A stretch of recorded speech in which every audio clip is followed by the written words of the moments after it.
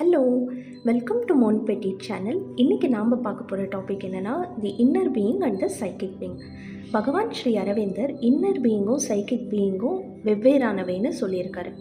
நம்ம சைக்கிக் பீயிங்கால் தான் அன்பு, பக்தி, அன்னையோட ஒரு ஐக்கியத்தை உணர முடியும்னு சொல்லியிருக்காரு. நம்ம இன்னர் பார்ட்ஸான inner mental, inner vital and inner physical மூலியமாக தான் மறைமுகமாக இருக்கிற சைக்கிக் பீயிங்கை அடைய முடியும். நம்ம அவுட்டர் கான்ஷியஸ்னஸை விட்டு கொஞ்சம் கொஞ்சமாக இன்னருக்குள்ளே போக ஆரம்பிக்கும் போது நம்ம ஃபஸ்ட்டு இந்த இன்னர் பார்ட்ஸு தான் போய் சேருவோம். எல்லோரும் ஒரே இடத்துக்கு போகணுன்னு இல்லை. சில பேர் இன்னர் மைண்டுக்கு போகலாம், சில பேர் இன்னர் வைட்டலுக்கு போகலாம், அதே மாதிரி சில பேர் இன்னர் ஃபிசிக்கலுக்கு போகலாம். ஆனால் எமோஷ்னல் வைட்டல்னு ஒரு பார்ட் இருக்குது. எமோஷ்னல்னால் ஒரு உணர்வுகளால் கூடின ஒரு பார்ட். எமோஷ்னல் வைட்டலுக்கு போனோன்னா சைக்கிக் பீயிங்கை ஈஸியாக அடைஞ்சிடலாம். It's a direct road to the சைக்கிக்னு பகவான் சொல்லியிருக்காரு. இதுக்கு ஒரு எக்ஸாம்பிள் சொல்லணுன்னா, இப்போது ஒரு person Chennai to Bangalore travel பண்ணோன்னா அவருக்கு நிறையா மீன்ஸ் ஆஃப் ட்ரான்ஸ்போர்ட் இருக்குது. அவர் பஸ்ஸில் போகலாம், இல்லை காரில் போகலாம், ஆர் ட்ரெயினில் போகலாம், ஃப்ளைட்லேயும் போகலாம். இப்போ இந்த பஸ், கார் அண்ட் ட்ரெயினில் போனார்னா அது கொஞ்சம் டைம் எடுக்கும். இப்போ பஸ்லலாம் நம்ம போனோன்னா நிறைய இடத்துல நிறுத்தி போவோம், அந்த மாதிரி கொஞ்சம் டிலே ஆகும். அதே ஃப்ளைட்டில் போனால் டைரெக்டாக போயிடலாம், அது ரொம்ப ஷார்ட்கட்டு.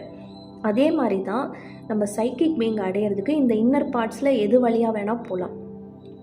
ஆனால் நம்ம எமோஷ்னல் வைட்டல் வழியாக போனோன்னா அது ஃப்ளைட்டில் போகிற மாதிரின்னு நம்ம எடுத்துக்கலாம். ஏன்னா சைக்கிக் பீயிங்ன்றது எமோஷ்னல் வைட்டலுக்கு பேக் சைடில் தான் இருக்குது, எமோஷ்னல் வைட்டலுக்கு பின்னாடி தான் இருக்குதுன்னு இதில் பகவான் குறிப்பிட்டிருக்காரு.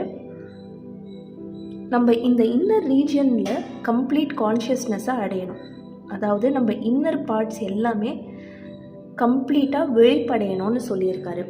ஒருவேளை அது கான்ஷியஸ் ஆகலைன்னா நம்ம சைக்கிக் பீயிங்க்கு ஒரு ப்ராப்பரான கருவி கிடைக்காது. தன்னோட வேலையை செய்கிறதுக்கு அது ஒரு சிறந்த கருவி இல்லாமல் அது தவிக்கும்னு சொல்லியிருக்காரு. ஏன்னா அதுக்கப்போ ஒரு outer mind, outer vital and outer body தான் இருக்கும். இது எல்லாமே ஒரு ரொம்ப சிறிய பார்ட்ஸு, அதுக்கு ஒரு தெளிவே இருக்காது. ஸோ அதனால சைக்கிக்கால் அதை ப்ராப்பராக யூஸ் பண்ணிக்க முடியாதுன்னு சொல்லியிருக்காரு.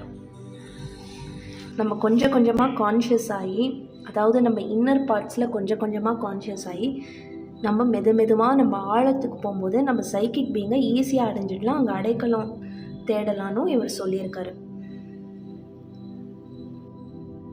நம்ம சைக்கிக் பீயிங்ன்றது inner mind, inner vital and inner ஃபிசிக்கலுக்கு பின்னாடி தான் இருக்குது.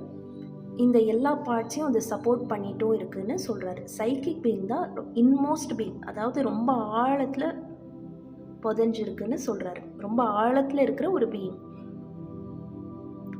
சைக்கிக் பீயிங்கை சுற்றி ஒரு பீஸ் இருக்கும். ஆனால் இன்னர் பார்ட்ஸ், அதாவது inner mind, vital and physical சைலண்ட்டாக இருக்கும்னு நம்ம சொல்ல முடியாது. அதில் எப்போவுமே ஒரு மூமெண்ட்ஸ் இருந்துகிட்டே இருக்கணும் பகவான் சொல்லியிருக்காரு. உபனிஷத்ஸில் சைக்கிக் பீயிங்ன்றது ஒரு கட்டை விரல் அளவுக்கு தான் இருக்கும்னு சொல்லப்பட்டிருக்கு. ஆனால் அது ஒரு சிம்பாலிக் இமேஜ் தான். ஏன்னா சைக்கிக் பீயிங்கை ஒரு உருவமாக பார்க்கும்போது அந்த உபனிஷத்தில் சொல்கிறத விட அது இன்னும் பெருசாக கூட இருக்கக்கூடும்னு பகவான் சொல்லியிருக்காரு. நம்ம கொஞ்சம் கொஞ்சமாக இன்னரில் வாழ ஆரம்பிக்கும் போது நம்மளோட கான்ஷியஸ்னஸ் இந்த பிரபஞ்சம் முழுக்க ஸ்ப்ரெட் ஆகிறத நம்ம உணர முடியும்னு இதில் பகவான் சொல்லியிருக்காரு. தேங்க்யூ.